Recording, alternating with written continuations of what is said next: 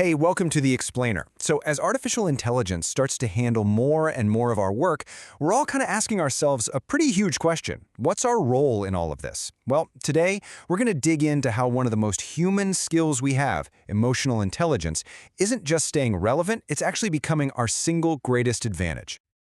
All right, just for context, what you're about to hear is part 6 of a 15-part series. We're doing a brief overview of a really comprehensive research report by Virtualization Options LLC. It's all about building better partnerships between humans and AI. And, as you can probably guess, these short explainers are just scratching the surface of what's in that full report. So let's just jump right into the big question that seems to be on everyone's mind. As AI gets more and more intelligent, are our uniquely human abilities kind of becoming obsolete? Well, what's so fascinating is that the research shows the complete opposite is true. As AI gets smarter, our human skills actually become more valuable, not less. And there's one skill in particular that's really emerging as our biggest, most powerful competitive edge. And that brings us to our first section. It turns out the biggest hurdles to bringing AI into the workplace, they're not technical at all. They're deeply, deeply human. At the end of the day, adopting new tech is really a human challenge.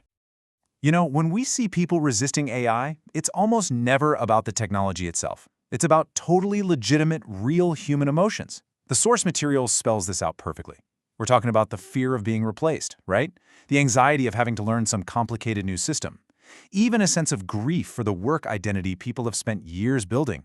And yeah, sometimes just plain anger at not being included in these massive decisions that are changing their jobs. Look at this comparison. On one side, you've got the technical stuff we always talk about, data, algorithms, integration. But then look at the other side, the human hurdles, fear, anxiety, a loss of identity, mistrust. These are way, way more complex. Honestly, these are the real roadblocks. So if the problem is emotional, it makes sense that the solution has to be emotional too. And this brings us to a fantastic case study from a company called Workday that shows exactly how this one skill, emotional intelligence, can totally dismantle those roadblocks. First, let's just do a quick definition so we're all on the same page. Emotional intelligence, or EI, is really just the ability to recognize, understand, and manage emotions. Not just in yourself, but in the people around you too. It's the skill that lets us navigate the human side of all this change. Okay, so here was the situation at Workday. Their recruiters were absolutely drowning in administrative tasks. Screening resumes, scheduling countless interviews, all the follow-ups.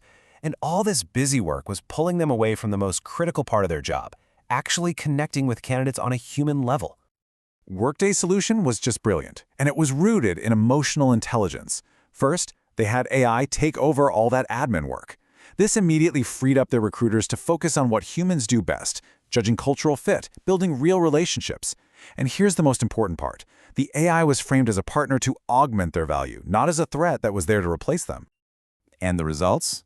They were incredible, a 50% drop in their administrative workload. But this wasn't just about efficiency, right? It was about recentering the entire job around those uniquely human skills of empathy and connection, things that AI, for all its power, just can't replicate.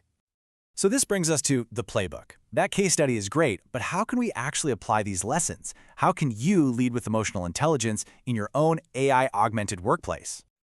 The research breaks emotional intelligence down into 5 core parts. It all starts with self-awareness, like really understanding your own gut reaction to AI.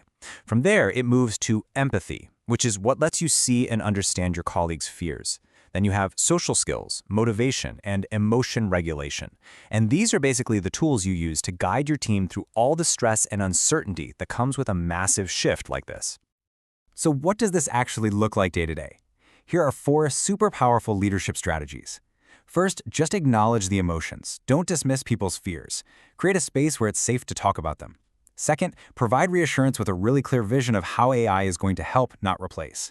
Third, build what's called psychological safety, an environment where people can try new things and not be afraid to fail. And finally, and this one is so crucial, you have to explicitly celebrate human value. Reward the creativity, the empathy, the judgment that AI just can't touch. You know, this quote from the report just says it all perfectly. The future belongs not to those with the most advanced AI, but to those who most effectively combine human capabilities with AI capabilities. It's all about creating a partnership that's way greater than the sum of its parts. So, I'll just leave you with this final thought to chew on. We know our AI systems are getting smarter every single day. The real question is, are we becoming emotionally intelligent enough to actually lead them?